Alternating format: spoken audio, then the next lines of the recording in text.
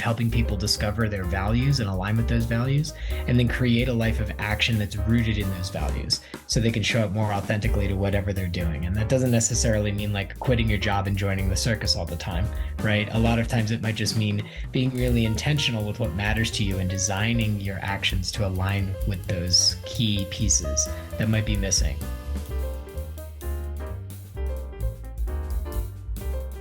Hey, it's Nick Armstrong, and you are listening to the Founded in FoCo podcast. Every episode, we get to talk with a mover and shaker in our community doing cool and interesting things in the world of small business. And today, we're here with Gabe DeRita.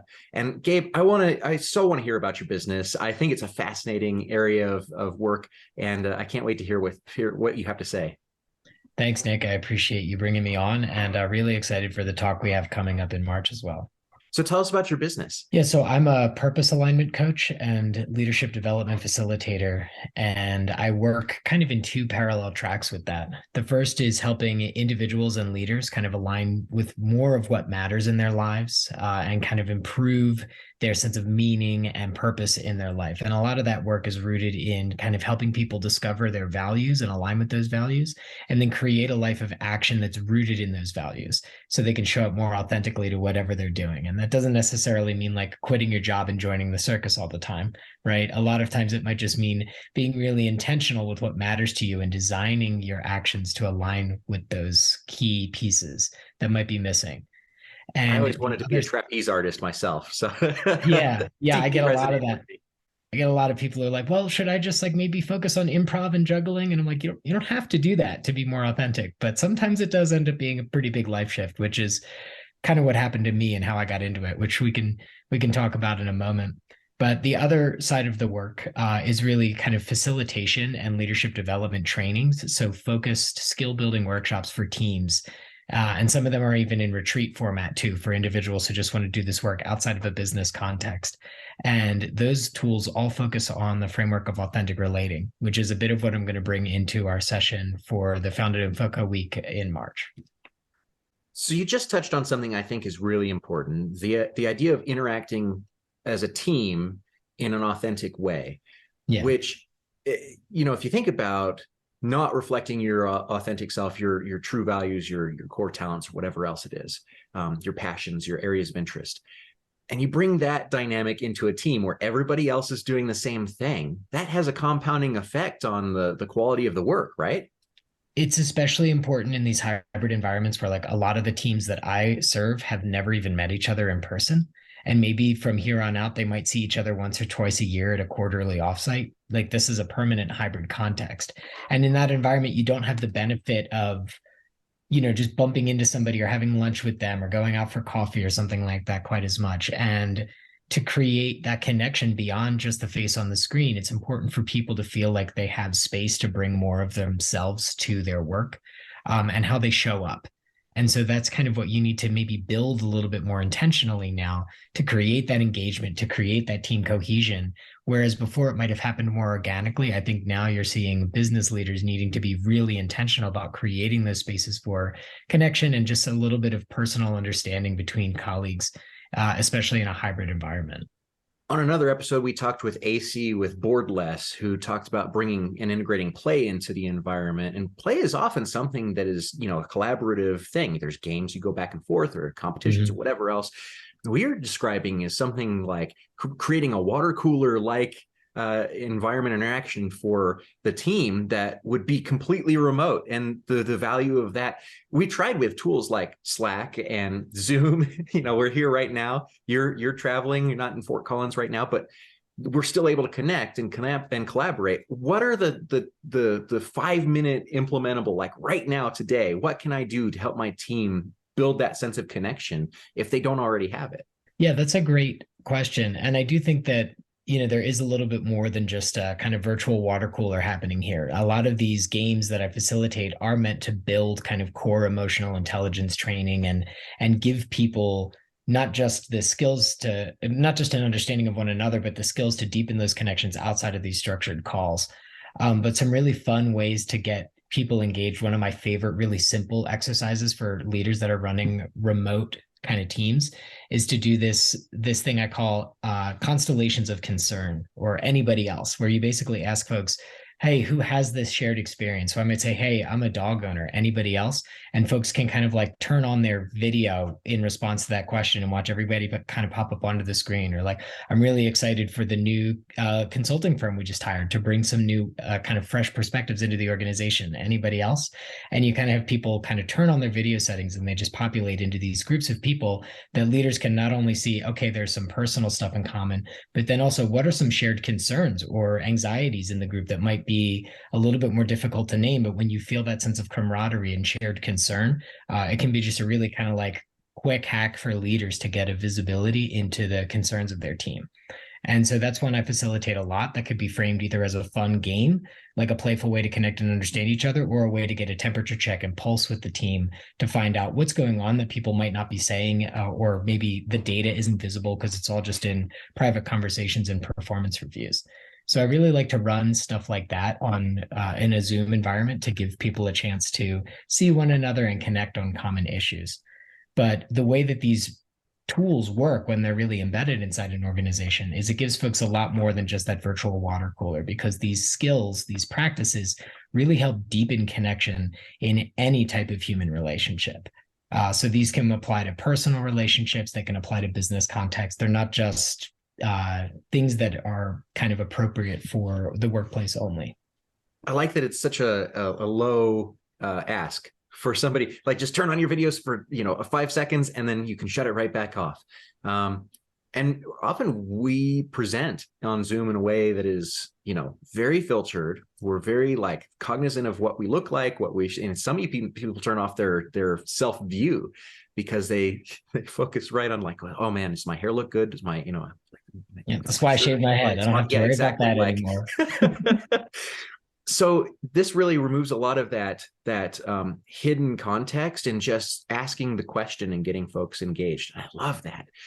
How did you get started in this field, and what inspires you about the work that you're doing? Yeah, that's a big question. I kind of had this moment in my late 20s where I really felt out of alignment, where I felt not on purpose and recognized the need to get there. And so I sort of had this dramatic, burn my life to the ground and ride off into the sunset, where I quit like a fancy tech job. I broke up with a partner of 8 years. I sold all my stuff and I moved onto my bicycle. And that was in 2017. And I kind of set out like looking for purpose. I used this Japanese concept called ikigai, which has been lovingly adapted by Western culture into a handy Venn diagram, which is a combination of what you need, what you're good at, what you can be paid for. I'm sorry, what the world needs, what you're good at, what you can be paid for, and what you love. And I sort of sought that for myself. And when I discovered coaching and the facilitation with authentic relating work, I just kind of had a strong feeling like that was going to be it for me. And every step on that journey has kind of felt like stepping into like off of a riverbank into deeper water, when you just feel like you're pulled along by a stronger current the further you go into it. That's really how this work with coaching has felt. So I made a pretty strong change in my life, a commitment to find some purpose, created a lot of space to just explore and find out, and really landed. I think I got really lucky in finding something I was good at that brought me a lot of meaning and that I think has a lot of value to the world. So you talked about your work is not about necessarily the whole hog diving into something that you feel is like your core area of passion, joining the circus or whatever else. There can be purposeful, mindful shifts. And so what is the smaller version? Because you've been there, done that, got the t-shirt on the bigger version. Yeah. What does the smaller version look like? And how does that relate to a post-COVID environment that we're sitting in right now, where somebody might not know if they're sure about what their job is, what they're currently doing? They're probably feeling pretty icky and they don't know what to do. Yeah. I love the way you framed that. And yeah, it doesn't have to be the whole hog, like dramatic reset that I did in order to find your way to a bit more authenticity in your life. I think the best place to start is looking at the places where you don't feel like you can welcome all of yourself. I think a lot of us feel like we're performing a role or we're wearing a mask. And it's really difficult to be authentic when you're kind of like switching from like, Nick the friend to Nick the boss to Nick the husband to Nick the dad. If you have to be a different character in every different scene of your life, that's going to really wear on you and make you feel like you don't fit over time. And so I invite people to kind of ask themselves, like, what parts of me don't feel welcome in the role I need to play most of the time? And can I find a way to create a space for permission for those parts to show up, right? The parts that we're nervous won't be accepted by others, or will be judged, or we won't be liked, or that people will think we're kind of crazy.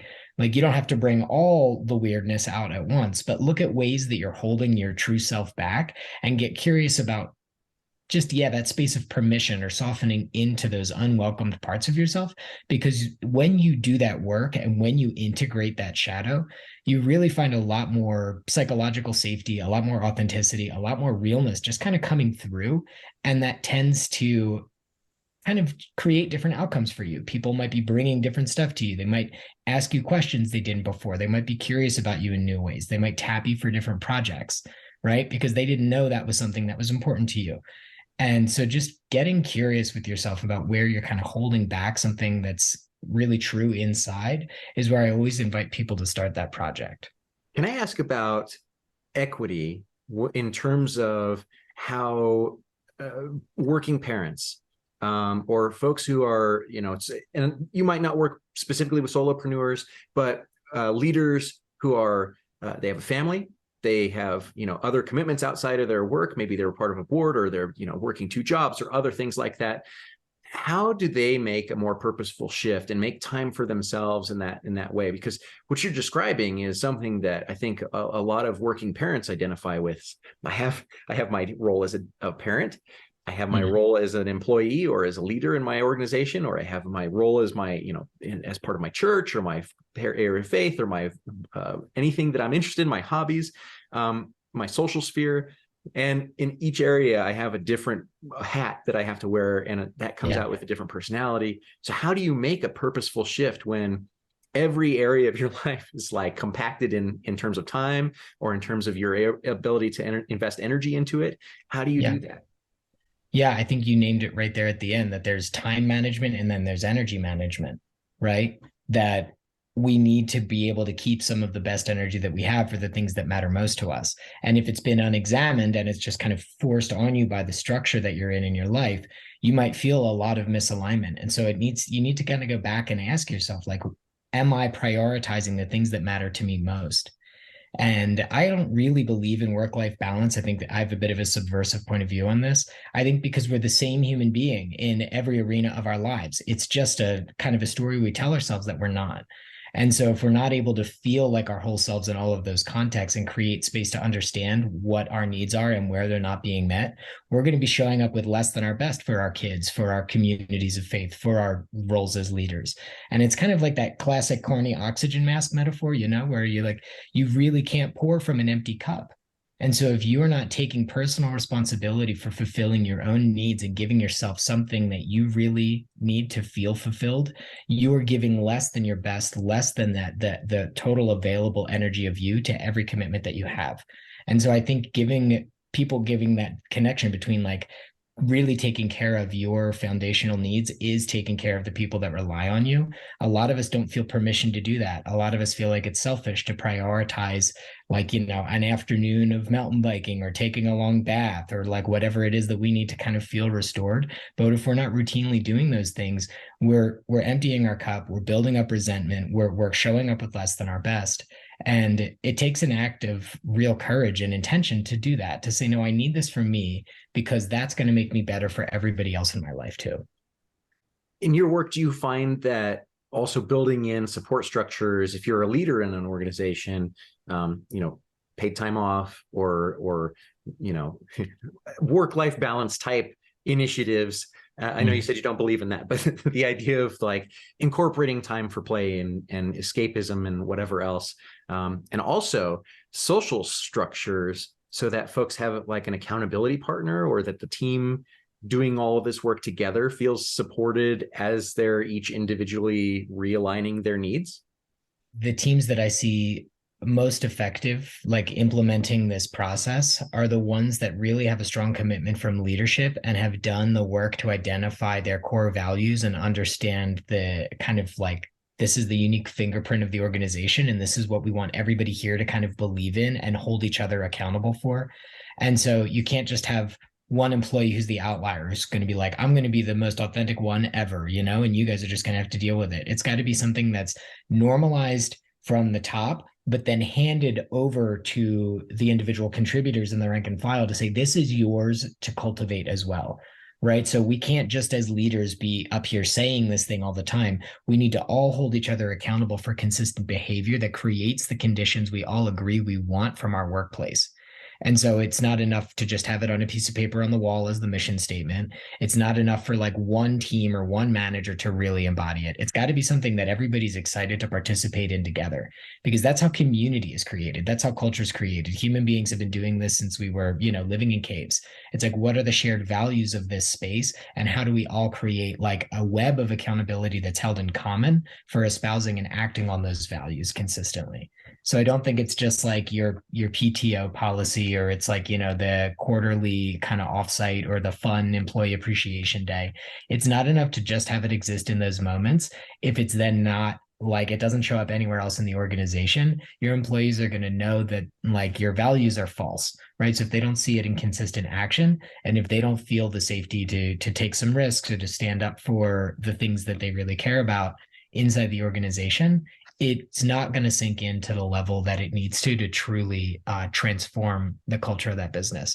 And the teams that are most effective that I work with are the ones that have kind of done that hard work at the leadership level to identify those values, but then to really proactively empower like their managers and then their individual contributors to show up and honor those values in practice. Can you tell me a little bit about what this looks like in an organization and how these principles would come into play, and what your toolkits look like specifically? Yeah, I really wanted to get a chance to name some of these practices that I've been talking about, right? Because I think if folks don't understand some of the ideas behind this stuff, it might just sound like fun water cooler games, or like, oh, who cares if you turn on or off your video, right? But like, what are the practices that create authenticity in the workplace and relationship? There's 5 of them, and they're really simple. They're simple on paper. In practice, they're a little bit more, I don't want to say difficult, but they require consistent effort. The first is to welcome everything, which just means that we're not shutting down or shutting out. We're kind of staying open between that fight or flight space to really welcome what's arising in the moment. The second is to assume nothing, which is actually impossible to do. What this really means is that we're noticing our assumptions, we're naming them and dropping them. So we're softening our reliance on past models. We're trying to get curious about the story we have about someone else's behavior or the meaning we're ascribing to their actions, and trying to really meet them with a place of curiosity instead of confrontation. The third is to own our experience, which really means that we're trying to take ownership, take that ability to respond as our primary kind of concern. Like, you can't control what happens to you, but you can control how you react. So owning our experience is the third practice. The fourth is to reveal our experience, which doesn't mean that we're telling everybody what we're thinking all the time, but it means that we're getting curious about the parts of what's happening for us and recognizing, where is a need not being met? Where is a value not being honored? How do I want to choose my ownership of that in the moment? And really feeling safe to reveal and tell someone what's going on instead of assuming they know what you're thinking, which I think all of us are guilty of to some degree. And then the fifth practice is honoring self and other, which I joke is kind of like the rug in the Big Lebowski. It really ties the room together. Like, this is where they all meet. And we can do this really easily with one key question, which is, what's needed here? So what do I need? What do you need? Are we aware of each other's needs? Is there any place that they kind of meet in the middle, so we could draw that Venn diagram of relationship to move towards that common ground? And so with those 5 practices that are welcome everything, assume nothing, own your experience, reveal your experience, and honor self and other, when we're consistently practicing those as individuals and leaders, they really start to influence the culture of a team in a positive direction. And like you said, it really seems to take that whole team buy-in to get everybody on the same page to operate in the most authentic way possible in that environment, right? I think that's when it really thrives, but I don't want to create the expectation that it only works if we have 100% cooperation, because guess what? Everybody's going to go, well, that's never going to happen, so let's not even try, right? Like, you really need to model this behavior in your relationship if you're committed to change, because others will respond differently to you when you're showing up with the intention for deepening relationship instead of creating confrontation, right? We've all been in a room with somebody who just has that kind of magnetic energy, who feels authentic, who feels open, and immediately creates a sense of trust. That's somebody who's committed to these practices and is modeling it in their behavior. And equally, we felt different in rooms with people who we feel like are kind of guarded or getting something from us or kind of have some ulterior motive that isn't revealed, right? So like you can be the leader of this work in any relationship in your life. And I promise you, if you commit to these practices, people are going to show up differently to connection with you and will have a ripple effect around you to really influence the behavior of others and create that culture from a network perspective. Instead of just a top down or a total uniform buy-in, you can have individual nodes of this functioning inside of a team or relationship and really kind of change the way things work from the inside out. So where can we find out more about you and your business? So there's a couple ways to get in touch with me. The first is come to my session at Founded in FoCo, which is going to be on the first day on March 1st. I'm going to be giving a workshop on difficult conversations and kind of how to apply these to challenging interactions. The second is on my website, effectiveconnection.com. You can read a little more about my work there and reach out to me there. I also use Instagram a lot, so I'm on there at FunGabe, FUNNGABE. You get a little more of my mushroom nerd side on that platform, or just via email, gabe@effectiveconnection.com. It's a great way to reach out and connect and learn more. Well, Gabe, thank you so much for being here with me today. And I so appreciate all of the insight that you shared on how to get the most out of your team and help people feel like they truly belong in the workplace and that they're doing their best work. Thanks, Nick. I'm honored to have the opportunity and really hope somebody found at least one interesting thing they want to take from this conversation. For sure. And for more from Gabe, make sure to visit us at Founded in FoCo, March 1st through 3rd. And for more great entrepreneurial advice from your fellow enthusiasts about small business and starting great things in our community, visit foundedinfoco.com and see you next time. Hey, thanks for listening. I'm Nick Armstrong, and this is a Founded in FoCo podcast. For more great interviews like this one, join us at foundedinfoco.com.